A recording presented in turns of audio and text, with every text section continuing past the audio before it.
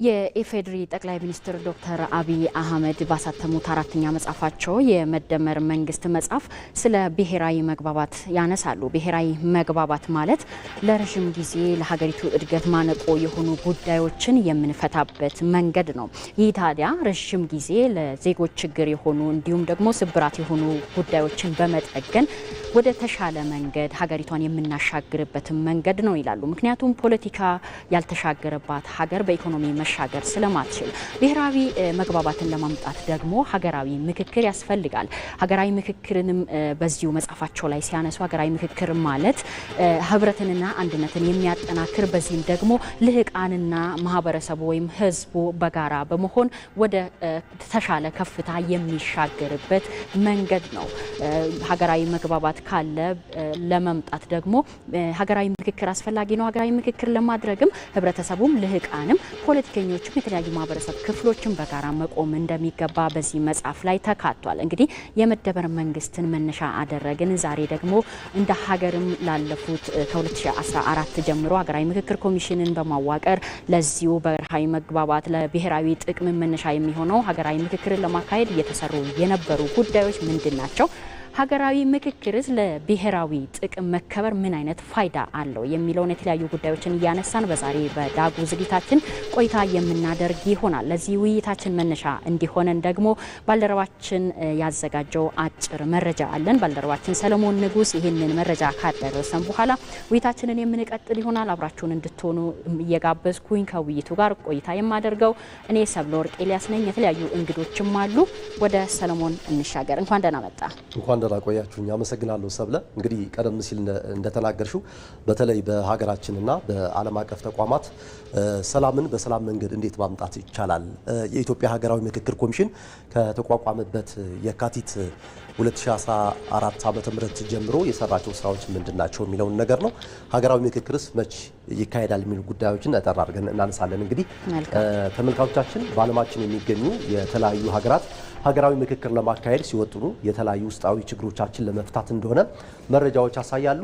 ሀገራዊ ምክክር መቼ ሊካሄድ ይችላል? የሀገራችን ኢትዮጵያ ተሞክሮ ጨምሮ በአንዳንድ ሀገራት እንደሚስተዋለው የምክክር ሂደቱ አውድ ከግጭት በፊት ከግጭት አውድና ከግጭት በኋላ ሊካሄድ መመልከት ይቻላል። ከግጭት ከመቀስቀሱ በፊት ባለድርሻ አካላት መካከል የሚደረጉ ውጥረቶች፣ የፖለቲካ ትኩሳቶች በማርገብ በባለድርሻ አካላት መተማመን ለመፍጠር ይሰራል። በግጭት ወቅት ደግሞ በተፋላሚ ኃይሎች ሰላምን ለማስፈን ኢላማ የሚያደርጉ ተፋላሚ ወገኖች ለንግግር ራሳቸውን የሚያዘጋጁበት ነው። ከግጭት በኋላ ደግሞ በዋነኝነት በተፋላሚ ኃይሎች መካከል የተኩስ አቁም ስምምነት የሚደረግበት ነው። እንግዲህ ሀገራዊ ምክክር ለብሔራዊ ጥቅም ደግሞ ምን አስተዋጽኦ አለው የሚሉትን ጉዳዮችን እንመለከታለን። እንግዲህ የሀገራዊ ምክክር ሂደት አምስቱ የብሔራዊ ጥቅም ማስጠበቂያ ዘዴዎች እዚህ ተዘርዝረዋል። በተለይ ደግሞ የጋራ ግብ ያላቸው ባለድርሻ አካላትን ማሰባሰቡ ነው። ስለ ሀገራቸው ሰላም፣ ልማት፣ ፍትህ ወዘተ በጋራ የሚስማማባቸው የሀገራዊ ብሔራዊ ጥቅምን ለማስጠበቅ መፍትሄ ያበጃሉ። ሁለተኛው የተፈጠሩ ቅራኔዎች እንዲፈቱ ማስቻሉ ነው። ሀገራዊ ምክክር በተለያዩ ቡድኖች መካከል የተፈጠሩ ቅራኔዎች በውይይት እንዲፈቱ ያደርጋል።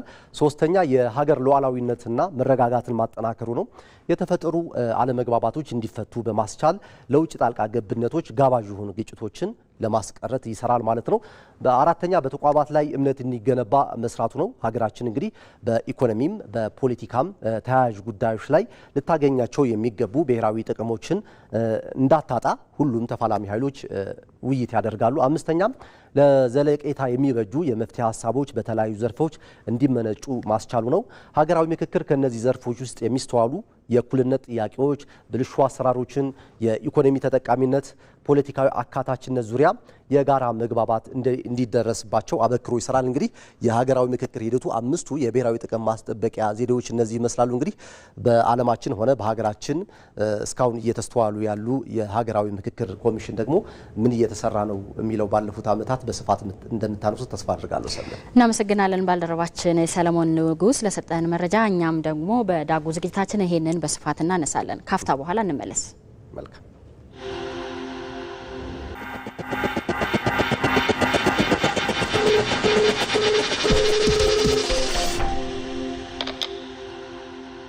ዜጎች ሲደማመጡ እርስ በርስ ያላቸው እምነት ይዳብራል፣ ሲነጋገሩ ደግሞ እምነት ይጠነክራል፣ ሰላምም ይወርዳል። ይህ ማለት ደግሞ ዜጎች በሀገራቸው ጉዳይ ላይ በባለቤትነት የበለጠ እንዲንቀሳቀሱ መነሻ ይሆናል። ለዚህም ነው ሀገራዊ ምክክር ኮሚሽን ተዋቅሮ እንደ ሀገራችን ኢትዮጵያ የተለያዩ አጀንዳ የማሰባሰብ ስራ በተለያዩ ማህበረሰብ ክፍሎች ሲከናወን የነበረውና ቀደም ብለንም እንዳስተዋወቅ ነው በዚህ ጉዳይ ነው ዛሬ የዳጉ ቀጥታ ስርጭታችን ትኩረቱን የሚያደርገው በዚህ ጉዳይ ላይ የበለጠ ማብራሪያ የሚሰጡን ውይይቱንም የሚካፈሉ እንግዶች አሉኝ።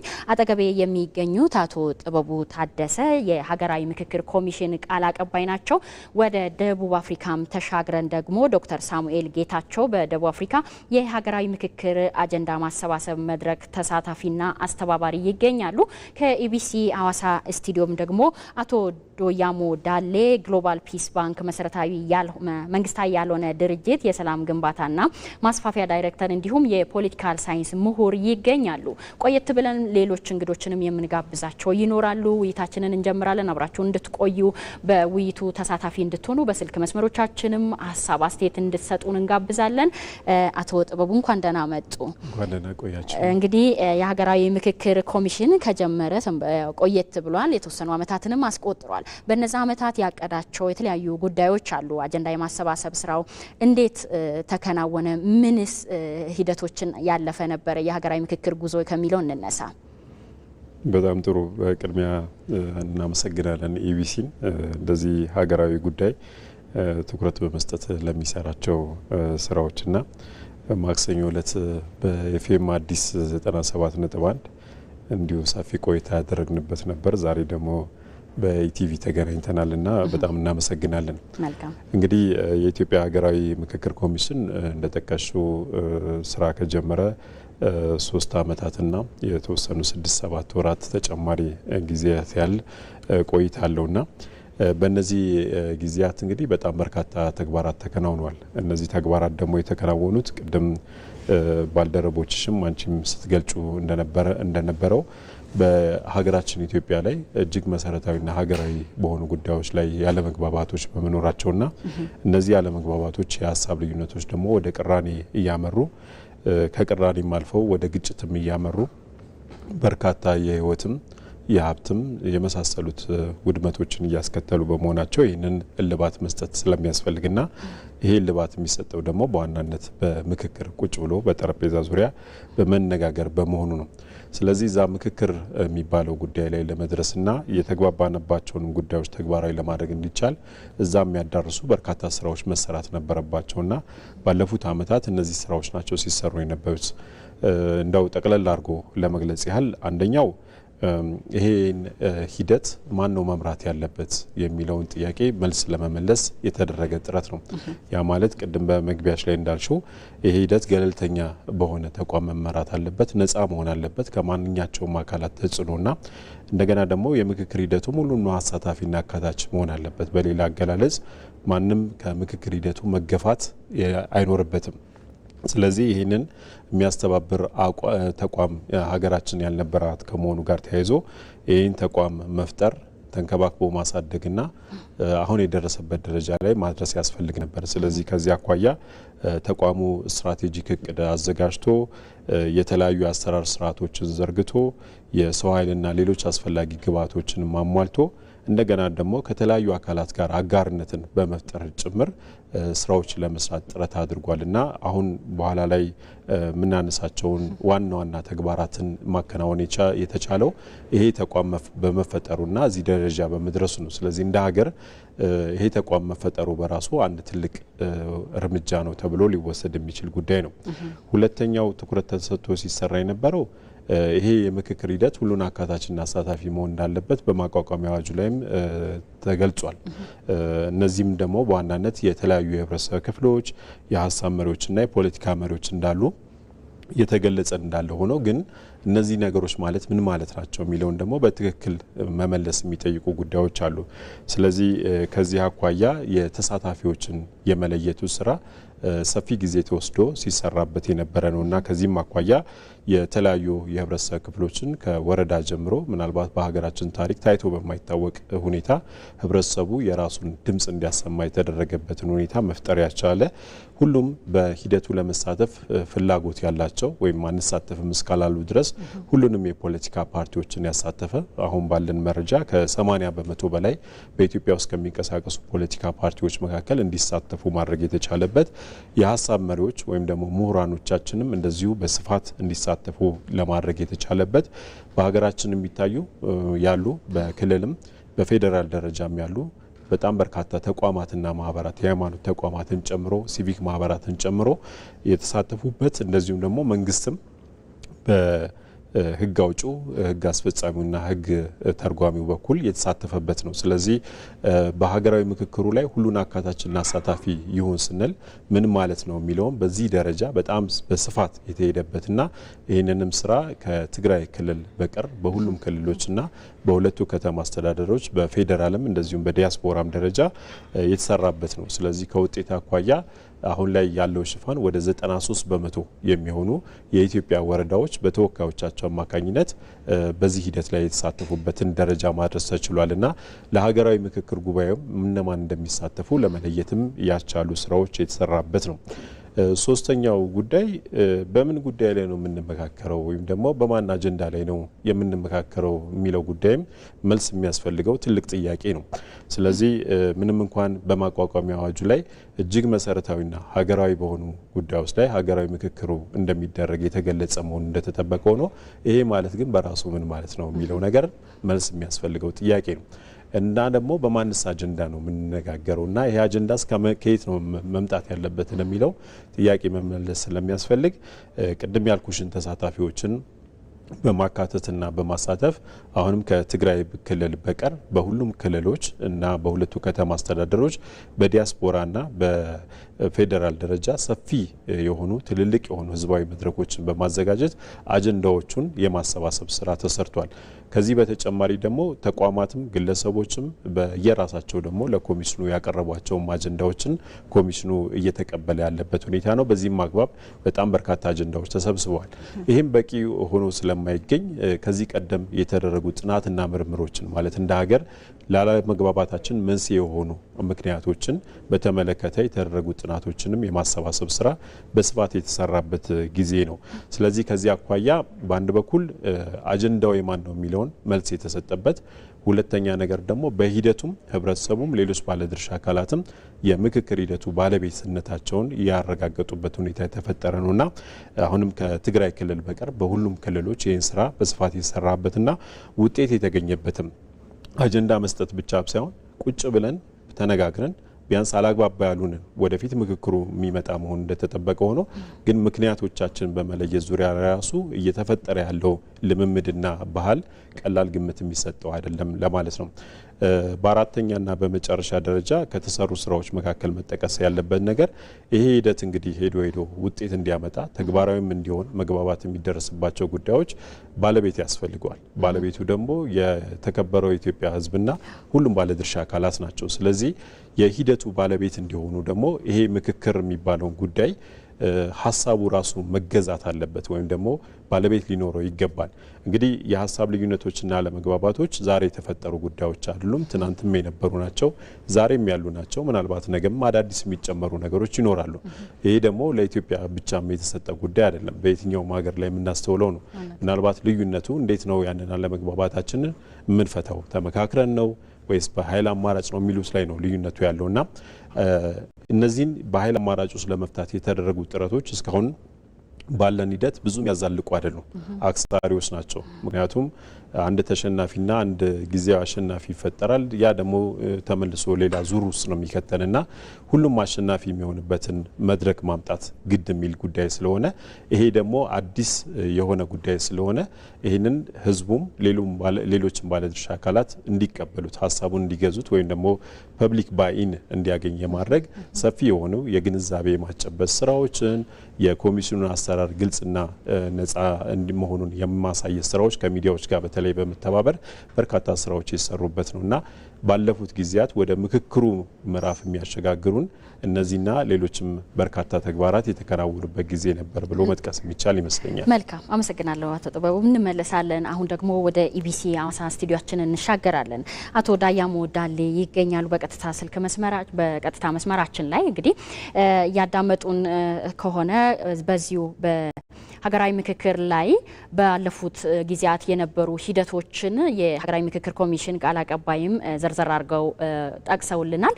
እርሶም እንግዲህ የዚሁ ስራ ሂደት አካልም ነበሩና እንዴት ያያሉ ይሄንን ሂደት? እንግዲህ ለሀገሪቱም አዲስ ተሞክሮ ነው። ከዚህ አንጻርም አድርገው አንድ ላይ ያው ለፖለቲካ አብሮነት መዳበር በፖለቲካ የተሻገረችን ሀገር ለመፍጠር በሚደረገው ጥረት ውስጥ የሀገራዊ ምክክር ላይ በትላንትናው በነበሩ ሂደቶች ላይ ምን ታዝበዋል?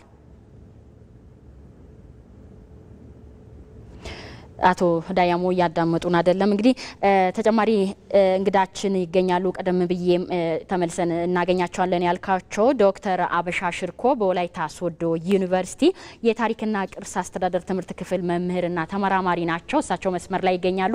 ዶክተር አበሻ እንኳን ደህና መጡ። የዚህ ውይይት ቀደም ብሎ የተነሱ ሀሳቦችን እያዳመጡን እንደቆዩ ተስፋ አደርጋለሁና የዚህን የምክክር ሂደቱን እንዴት ይታዘባሉ? ያው እዛው አካባቢ በተሳትፎም ነበሩትና በማስተባበሩም የዚሁ የምክክር ሀገራዊ ምክክር ኮሚሽን ስራ ሂደት ላይም ተሳታፊ ስለነበሩ እንዴት ይታዘባሉ ሂደቶችን? እሺ እጅግ አድርጌ አመሰግናለሁ እድሉን ስለሰጣችሁኝ። እውነት ነው እንግዲህ አጠቃላይ የኢትዮጵያ ሀገራዊ ምክክርም ተግባራትን ቀደም ብሎ አቶ ጥበቡም ኦሬዲ ዛ አንስቶታል። ነገር ግን የነበሩ በርካታ ያው ስራዎችን ምንድነው ለሀገራዊ ምክክር ያዳረገን መነሻ ሀሳቡ ምንድነው የሚለውን መረዳትን ተገቢ ነው በግል አምናለሁ። ወደ ሂደቱ ከመናገሬ በፊት አንደኛው አለመግባባቶቹ ናቸው። በየትኛውም መንገድ አለመግባባቶቹ በሀገር ደረጃ በእኛ ሀገር ብቻ ሳይሆን በየትኛውም አለመግባባት በሚፈጠርበት ጊዜ ሀገራት የራሳቸው ምንሶች ወይም የራሳቸው መንገዶች አሉ አለመግባባቶችን የሚፈቱበት ማለት ነው። ከዚህ አኳያ እንግዲህ በአፍሪካ ደረጃም ይሁን በዓለም ደረጃ በርካታ ሀገራት አለመግባባቶችን ለመፍታት የሄዱበት የተለያዩ መንገዶች አሉ። ከነኚህ መንገዶች አንዱ አንዳንድ አካባቢ እርቅ ኮሚሽን ይሉታል፣ አንዳንድ አካባቢ ትራስትሺፕ ኮሚሽን ይሉታል፣ አንዳንድ አካባቢ ደግሞ ምክክር ይሉታል። ነገር ግን እኛ እንግዲህ እንደ ምክክር ከሌሎቹ ከዲቤቱም የተሻለ ነው የሚል አውድ ተወስቶ ሀገራዊ ምክክር የሚለው ስያሜ እንዲወስዱ አድርጓል። እንግዲህ ሀገራዊ ምክክር የምንለው ባይዘዌ ሁሉም አሸናፊ የሚያደርግ ጽንሰ ሀሳብ ነው ምክክሩ ማለት ነው። ምክንያቱም በምክክር ወቅት ላይ ከሌሎቹ ከአርቢትራሪ ከሽምግልና ከሌሎች ከውሳኔዎቹ ከተለያዩ ጉዳዮች የሚለይበት ምክክሩ ዊን ዊን ሁሉም አሸናፊ የሚያደርግ ስርዓት በመሆኑ ሀገራዊ ምክክር የሚለው ሁሉንም ያቅፋል ተብሎ በሀገር ደረጃ ተወስቶ ተግባር የተደረገ ኮሚሽን ወይ ተቋም ነው ብሎ መውሰድ ይቻላል። እንዲሁም ደግሞ በህግ ተደግፎ ለዛውም በሀገሪቱ ህግ አውጪ አካል ላይ በአዋጅ የተቋቋመ ተቋም በመሆኑ መጀመሪያ ልንረዳ የሚገባው ነው። እንደ ሀገራት ባይዘው አንዳንድ ሀገራት ሀገራዊ ምክክር የተሳካባቸው ሀገራት አሉ፣ ያልተሳካባቸው አሉ። ግን እንደ ኢትዮጵያ እኔም በዛ ሂደቱ ውስጥ ላይ በሚሳተፍበት ያየሁት ምንድነው በርካታ የከሸፈባቸው ሀገራት ለምንድነው የከሸፈባቸው የሚለውን ዞ ዲቴል ከዚህ በፊትም ሰዎችን ስናሰለጥን ማህበረሰቡን ከየማህበራዊ መሰረት የመጡ ቡድኖችና ግለሰቦችን ስናሰለጥን ነበረ። አንዳንዶቹ ደግሞ የተሳካላቸው እንደነ ኬንያ ለምሳሌ በአፍሪካ ደረጃ ብንወስድ፣ እነ ሩዋንዳ ብንወስድ፣ እነ ደቡብ አፍሪካ ብንወስድ የተሳካላቸው ነበር። በምንድነው በምን መሪ መሰረት ስላደረጋቸው እነኚህ የተሳካባቸው የሚለውንም ለማንሳት እና ለመዋየት ተሞክሯል። አጠቃላይ ግን በአጠቃላይ በሀገር ደረጃ ያለውም ሂደት ይሁን በደቡብ ኢትዮጵያ ያለው ሂደት እኔም በእርግጥ በደቡብ ኢትዮጵያ ላይ አስተባባሪ ሆኜ ሰርቼ ነበርና ጥሩ ነገር ምንድነው በመሪ ደረጃ ላይ አንዱ ኢምፓርሻሊቲ ነው። ህዝቡ ሲያነሳ የነበረው ሀገራዊ ምክክር ኢምፓርሻል ነው ወይ ማለት ገለልተኛ ነው ወይ የሚል አሁን እኔ በጣም ደቡብ ኢትዮጵያ አንዱ ቻሌንጅ የገጠመ ይህን ከኮሚሽኑ ተልእኮን ወስጄ በሚሰራበት ጊዜ ገለልተኛ ነው ወይ የሚል ነበረ። አንደኛው ለህዝቡና ለተለያዩ የሚጠይቁኝ አካላት አው ገለልተኛ ነው፣ ከማንም ኢንተርቬንሽን ገለልተኛ ነው። እንደው አብዛኛው ጊዜ ጥርጣሬ የነበረው ሰዎቹ ገለልተኛ አይደለም፣ የተለያዩ ፍላጎቶች የፖለቲካ ፍላጎቶች ያላቸው አካላት በዚህ በሀገራዊ ምክክር ኮሚሽን ስራ ላይ ጣልቃ ይገባሉ የሚል ነበረ። በተቻለ ደረጃ ማለት በአብዛኛው በአማዛኙ አይ ኖ ገለልተኛ ነው የሚለው ስራ ለማስረዳት ተሞክሯል። ግን አጠቃላይ በሂደቱ ውስጥ ላይ በርካታ ነገሮችን የተማርንበት ነበረ። ምክንያቱም እንደ ክልል እኛ ከዚህ በፊት እንደው ኢንክሉዲንግ በርካታ የሀገራዊ ምርጫም ጭምር አካሂደናል። ነገር ግን በተቻለ መጠን በግራስ ሩት ላይ ያለው ማህበረሰቡ ተሳትፎ ጨምሮ በዚህ በመጀመሪያ በተሳታፊ ልየታ ከዛ በኋላ ደግሞ አጀንዳ እንደ ክልል አጀንዳ በምንሰጥበት ጊዜ ከእያንዳንዱ ማህበራዊ መሰረት እኛ ጋር እንደ ክልል ወደ 10 የሚሆኑ ማህበራዊ መሰረት አሉ። እነኛ ማህበራዊ መሰረት ላይ የተወጣጡ ተወካዮች ምክንያቱም ሙሉ በሙሉ 120 ሚሊዮን 130 ሚሊዮን ህዝብ ማሳተፍ ስለማይቻል የሀሳብ ውክልና በተለይ ፎከስ የሀገራዊ ምክክሩ ጥሩ አውዱ ምንድነው ሀሳብ ውክልና ነው። እኛ እንደ ሀገር አንድ ሀሳብ የጋራ ሀገርን ለመፍጠር የጋራ ራዕይ ያለን ሀገርን ለመፍጠር አንድ ከፍታ ወይም አንድ አቅጣጫ የሚያስቀምጠን ሀገር ምክንያቱም እንደሚታወቀው ኢትዮጵያ ሀገረ መንግስት ግንባታ ይሁን ብሔረ መንግስት ግንባታ ሙሉ በሙሉ ኮምፕሊት የሆነ ሀገር አይደለችም። ይሄን መቀበል የሚያስፈልጋል። ስለዚህ እንደዚህ አይነት ሀገራትን በምናነሳበት ጊዜ ምንድነው ሀሳብ ውክልና ያስፈልጋል። ምክንያቱም ግለሰቦቹ ፊዚካሊ ላይገኙ ይችላሉ፣ ግን ሀሳባቸው የሚወክልበትን መንገድ ለመፍጠር ሲባል እንደ ክልል በተቻለ መጠን ሁሉም ባሉን በ12 መዋቅሮች ማለት ነው በ12 ዞኖች በወቅቱ በነበሩ ማለት ነው በኋላ 3 መዋቅር ተጨምሯል ከተማ አስተዳደሮቹ ማለት ነው። ሁሉም በተቻለ መጠን ሀሳብ ውክልና እንዲኖር ተደርጓል። ሁለተኛ ደግሞ እያንዳንዱ ደግሞ ማህበራዊ መሰረት የመጣበትን ማህበራዊ መሰረት ችግርን እንደ ወረዳ እንደ ቀበሌ እንደ ዞን እንደ ክልል እንደ ሀገር እነኛ ወደፊት ሀገርን ልናሻግር እንችላለን የሚሉ ሀሳቦችን ይዞ በተቻለ መጠን በራሳቸው በወከሉት ይሁን በራሳቸው የተገኙ ሰዎቹ ሀሳባቸውን የሚጨርሱበትና እኛም የምክክር ኮሚሽኑ ሰራተኞች ይሁን ተባባሪ አካላትን ያለ ምንም ጠልቃ ሳይገቡ የራሳቸው ፍሪ በሆነ መንገድና ዲሞክራሲያዊ በሆነ መንገድ ዶክተር ደግሞ በተላምዶ ዳይሬክት ዲሞክራሲ በሆነ ዶክተር አበሻ እንመለሳለን። እንግዲህ ውይይታችን ይቀጥላል። ያነሱት ሀሳብ እንደ ደቡብ ኢትዮጵያ ክልል የነበረውን ሂደት ዘርዘር ያደረገ ነው። ከአካታችነት ከገለልተኛነት ሀሳብ ውክልና ጋር በተያያዘ ሰፊ ነገሮችን አንስተዋል። እንመለሳለን። አሁን ደግሞ ወደ ደቡብ አፍሪካ እንሻገርና ዶክተር ሳሙኤል ጌታቸውን እናገኛለን። በደቡብ አፍሪካ የሀገራዊ ምክክር አጀንዳ ማሰባሰብ መድረክ ላይ ተሳታፊም አስተባባሪም ነበሩና ደቡብ አፍሪካ ደግሞ በዚሁ በሀገራዊ ምክክር ሂደት ላይ ከተሳካላቸው ሀገሮች በግንባር ቀደምትነት የምትታወስ ሀገር ናትና እንደ ኢትዮጵያም የተጀመረው ይሄ አዲስ ልምድ እዛውም የነበረው የዲያስፖራ አጀንዳ ማሰባሰብ ስራው ምን ይመስላል? አጠቃላይ ደግሞ ይሄ ሀገራዊ ምክክር መጀመሩ ለሀገሪቱ ቀጣይ ብሔራዊ ጥቅም መከበርም ሀገራዊ ብሔራዊ አንድነትን ለማስረጽም ምን አይነት አስተዋጽኦ አለው ይላሉ? እሺ አመሰግናለሁ። ቅድም እንደተገለጠው እንግዲህ አሁን ያለንበት ዘመን 21ኛው ክፍለ ዘመን መጨረሻ ነው። በዚህ አንድ ዘመን መጨረሻ ከማንሳት በጦርነት ከማመን ይልቅ በምክክር ማመን በዓለም ደረጃ ያስመዘገበው ትልቅ ውጤት አለ። እንግዲህ ቅድም እህቴ እንደገለጽሽው በአገራዊ ምክክር ከተጠቀሙ ሀገሮች አንዷ ደቡብ አፍሪካ ናት። ደቡብ አፍሪካ ከ1948 እስከ 1994 በነጮቹ ዓመት በአፓርታይድ አገዛዝ በተለይ ጥቁሩ ሕዝብ በስኪን ከለሩ በቆዳ ቀለሙ ምክንያት ተገድሎ ይኖር የነበረበትና ከፍተኛ የሆነ የመብት ጥሰት የደረሰበት ሀገር እንደሆነ ይታወቃል። ስለዚህ ይህንን ግፍ ለማስቆም ትግል ካደረጉ ሰዎች መካከል ቢሾፕ ዴዝመንድ ቱቱ ይገኛሉ። አርክቢሾፕ ዴዝመንድ ቱቱ የትሩዝ ኤንድ ሪኮንሲሌሽን ኮሚሽን ቸርፐርሰን ናቸው። እንግዲህ እኚህ ሰው እርቅን ለማምጣት ጥቁሩ ሕዝብ እኩል መብት ከነጩ ሕዝብ ጋር እንዲኖረው ከፍተኛ ተጋድሎ ያደረጉ ሰው ናቸው። በዚህም ምክንያት በነጮቹ ዘመን አቆጣጠር በ1984 የፒስ ኖቤል ፕራይስ ተሸላሚ ናቸው። እንግዲህ ሳውዝ አፍሪካ በእርቅ ወይንም ደግሞ በምክክር ከተጠቀሙ ሀገራቸው እንዳትፈርስ ሀገራቸው እንዳትወድም ሚና ከተጫወቱ ሀገሮች መካከል ናት። ሌላ ከዚህ ጎን ለጎን የምናነሳት አፍሪካዊ ሀገር ሩዋንዳ ናት። ሩዋንዳ በ1994 በ3 ወር በሁለት ብሔሮች መካከል በነበረ ግጭት 1 ሚሊዮን ሕዝብ እንደሞተ ይታወቃል።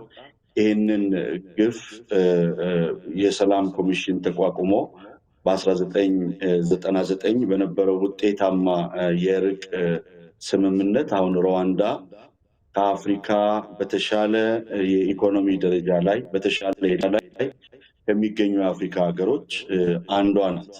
ሌላዋ ሰራሊዮን፣ ኮሎምቢያ፣ ጀርመን፣ ኬንያ እነዚህን መጥቀስ ይቻላል። እንግዲህ ሀገራችን ኢትዮጵያ የተቋቋመው የእርቅ ኮሚሽን ቅድም እንደተጠቀሰው በአዋጅ መብት የተሰጠው ነው። 1102 አንቀጽ ላይ በተወካዮች ምክር ቤት ህጋዊ መብት ተሰጥቶት ከኢትዮጵያ ጀምሮ እኔም በምኖርበት ደቡብ አፍሪካ ከ2 ወር በፊት መጥተው ዘርን ሃይማኖትን ሳይለዩ ዶክተር ዮናስ የሚመሩት የእርቅ ኮሚሽን ትልቅ ስራ ሰርቶ ነው የሄደው።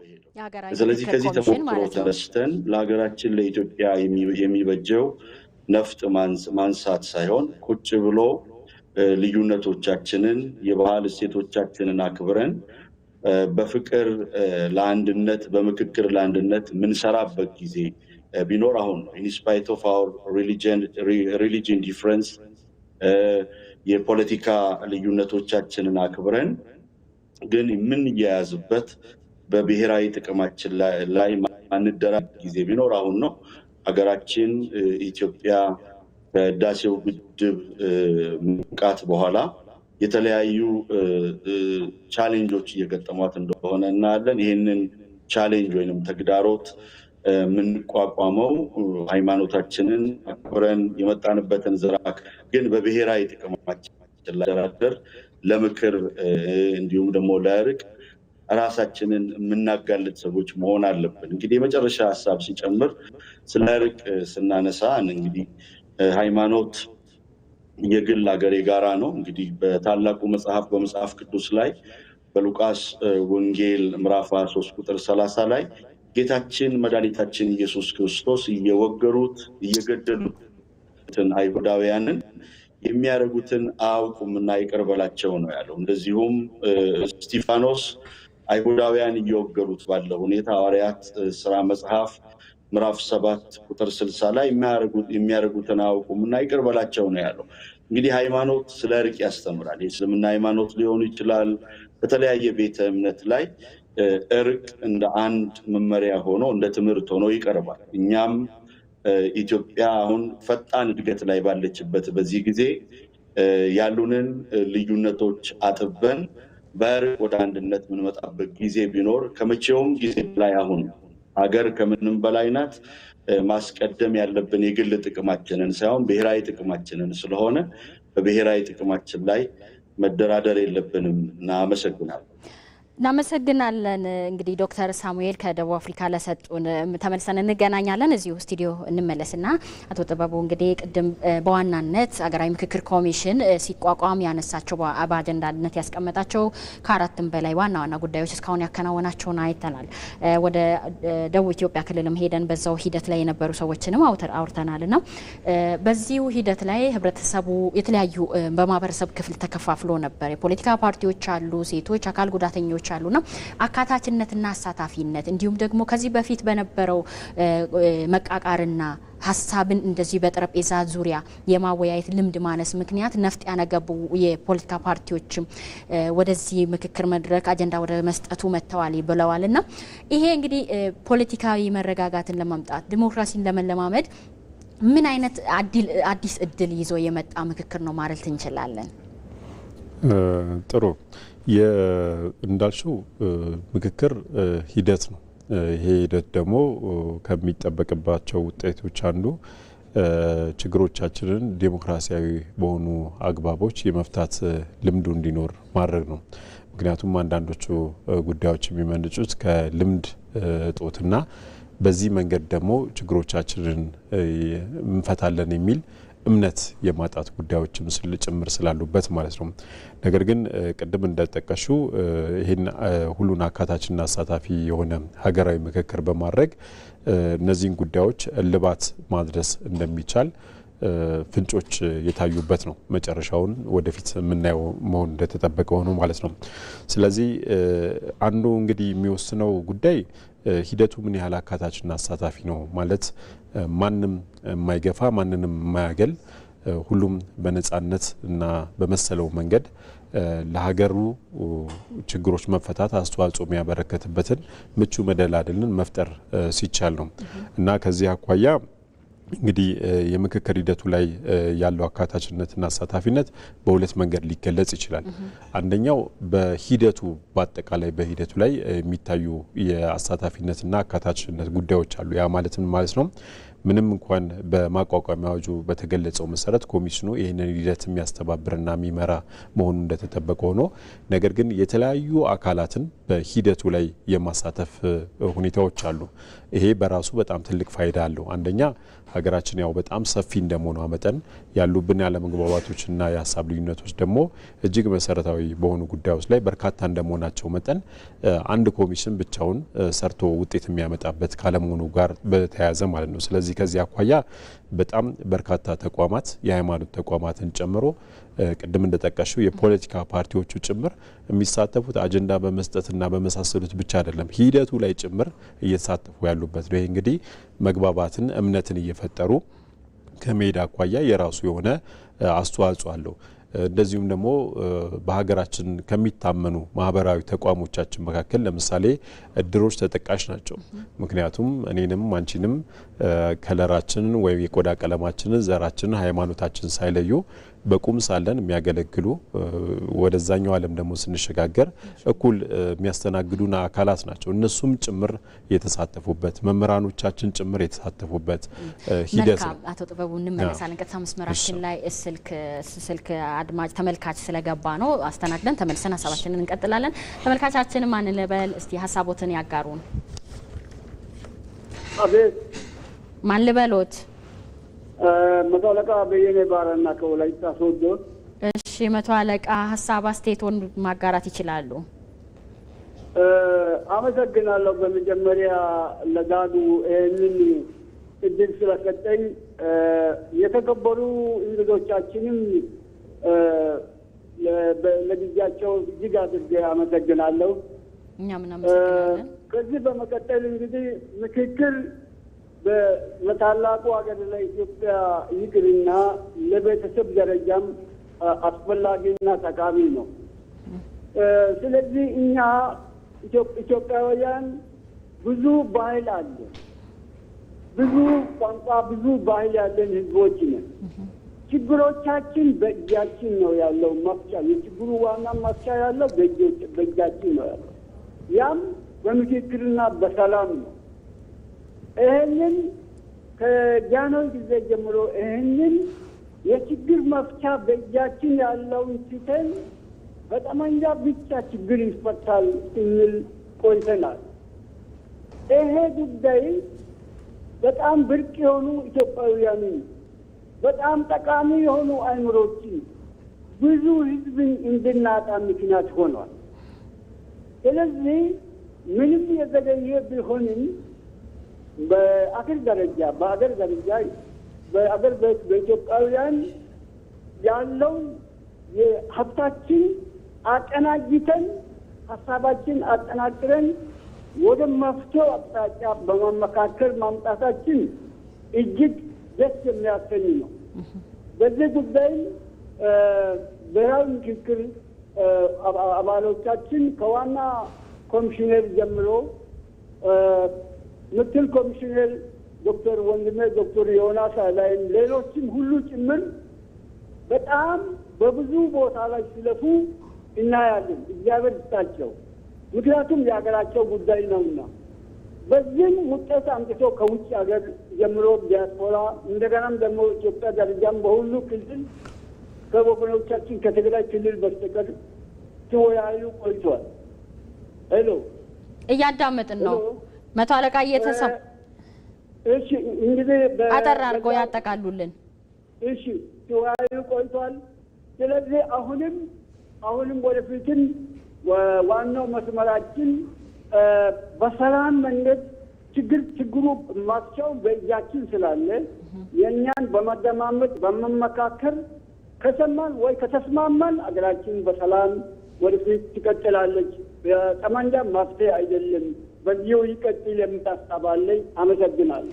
እጅግ አድርገን እናመሰግናለን መቶ አለቃ በየነ ከወላይታ ሶዶ ለሰጡን አስተያየት። እንግዲህ ውይይታችንን እንቀጥላለን። ቅድምም ያወራን ነበር አቶ ጥበቡ እንግዲህ የተለያዩ ማህበራዊ መሰረቶቻችን በዚሁ የምክክር የአጀንዳ ማሰባሰቡን በሌሎች ሂደቶችም ተሳታፊ እንደነበሩና እሱን እንቀጥል እስቲ። አቶ መቶ አለቃ በየነም ያነሱት ነገር አለ። ችግሩም መፍትሄውም እኛው ጋር ነው ብሏል። የተለያዩ ማህበራዊ መሰረቶቻችንን ባህላዊ እሴቶቻችንን መጠቀም ከቻልን የልምምድ ባህላችንን ማዳበር እንችላለን። የምክክር የሚለውንም የያዘም መልእክት ስለሆነ በዛ ውስጥ እንቀጥል። እውነት ነው መቶ አለቃ በየደ ያሉት ሀሳብ እንዳልሽው ምክክር በዚህ ደረጃ እና ጥልቀት ለሀገር ሲካሄድ የመጀመሪያ ነው ስንል ኢትዮጵያ በየተለያዩ አካባቢዎቹ የመመካከርና ችግሮችን የመፍታት ባህል የለም እየተባለ አይደለም። በጣም የሚገራርሙ ባህሎች አሉ። አይደለም እንዲህ አይነት ፖለቲካዊና ማህበራዊ ችግሮቻችን ቀርቶ ኢቭን የተጋደሉ ሰዎችን ሁሉ አስታርቀው ሰላም ማውረድ የሚችል በጣም ትልቅ ሴት ያለበት ሀገር ነው። ነገር ግን ይህንን ትልቅ ዋጋ ሊሰጠው የሚገባን ባህል ወደ ሀገራዊ ጉዳዮቻችን ወደ መፍታት አምጥተናል ወይ ተጠቅመንበታል ወይ በአግባቡ ሲባል እሳቸውም እንደተጠቀሱት እዛው በየአካባቢያችን ላይ ያለ ነገር ነው። እሱ በራሱ ሀገርን እንደ ሀገር የማስቀጠል ነገር ላይ የራሱ የሆነ በጣም ትልቅ አስተዋጽኦ ያለው መሆኑ እንደተጠበቀ ሆኖ እነዚህን ሀገራዊ ጉዳዮቻችንን ለመፍታት ደግሞ በአግባቡ ተጠቅመንበታል ወይ የሚል ጥያቄ ከተነሳ አልተጠቀምንበትም ነው መልሱ። ለዛም ነው ሀገራችን እዚህ ሁኔታ ውስጥ የተገኘችው ማለት ነው።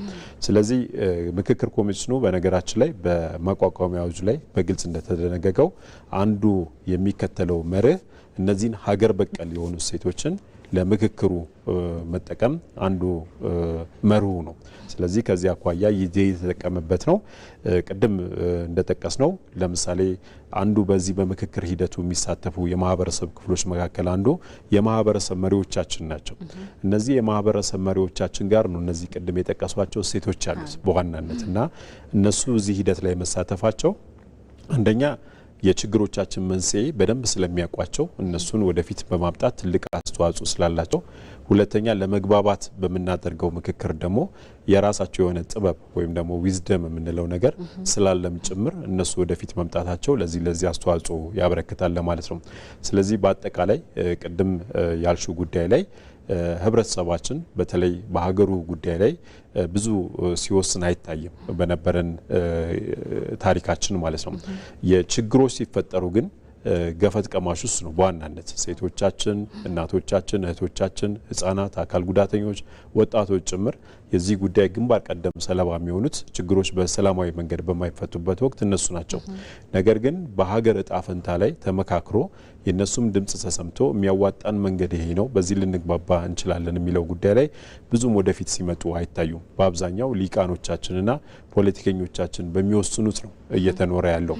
ስለዚህ ከዚህ አኳያ በኢትዮጵያ ታሪክ ይሄ የምክክር ሂደት በተለይ ለህብረተሰቡ ትኩረት ሰጥቶ መስራቱ አንድ የታሪክ ጥፋት ነው ማለት ይቻላል። ምክንያቱም ህብረተሰቡ ለራሱ በሀገሩ ጉዳይ ላይ የሚታዩት ነገሮች የመፍትሄ አመላካቾች ነገሮችም ስላሉ ጭምር ይህን አቅም መጠቀሙ በጣም ትልቅ ነገር ነበርና እንግዲህ እስካሁን ባለው ሂደት እነሱንም ጭምር ሌሎችንም የማሳተፍና የማካተት ሂደቱ በጣም ጥሩ በሚባል ደረጃ ላይ የሄደ ነው ማለት ይቻላል። መልካም እንመለሳለን። እንግዲህ አሁን ወደ ኢቢሲ ሐዋሳ ስቱዲዮአችን እንሄድና አቶ ዳያሞ ዳሌን በግሎባል ፒስ ባንክ መንግስታዊ ያልሆነ ድርጅት የሰላም ግንባታና ማስፋፊያ ዳይሬክተር እንዲሁም የፖለቲካል ሳይንስ ምሁር እናገኛለን። ቅድም በኔትወርክ መቆራረጥ ምክንያት ከመስመራችን ወጥተው ነበር፣ አሁን ተመልሰው መጥተዋል። አቶ ዳያሞ እያዳመጡኝ ከሆነ እንግዲህ ሀገራዊ ምክክር ኮሚሽን ላይ የተለያዩ ሀሳቦች ተነስተዋል። ከስቱዲዮም ከክልሎችም ከደቡብ አፍሪካም ተሻግረን እና ይሄ የሀገራዊ ምክክር ሂደቱ እስካሁን ባለው ፖለቲካ መረጋጋት እንዲመጣ ብሔራዊ መግባባት እንዲመጣ ምን አይነት አዲስ እድል ምን አይነት አስተዋጽኦ ያለው ምን ያህል ፋይዳ አለው ብሎ ያስባሉ? የመጣበትን ሂደት ወደፊትም የታቀዱና የሚሰሩ ተግባራት አሉና እንዴት ያያሉ? አመሰግናለሁ። እኔ በዚህ ሀገራዊ ምክክሩ ሲጀመር ጀምሮ እንደ ባለሙያም እንደ መንግስት ያልሆነ ድርጅትም እንደ ኢትዮጵያ ዜጋም ስሳተፍበትና ስከታተለው ነበር።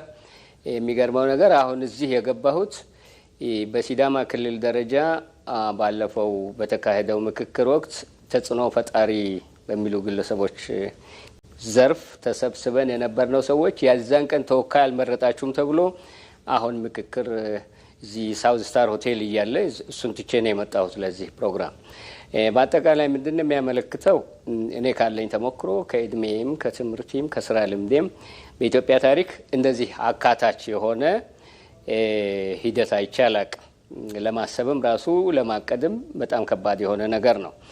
ቅድም ከመድረክ ሲወራ እንደነበረው ሲነገር እንደነበረው የኢትዮጵያ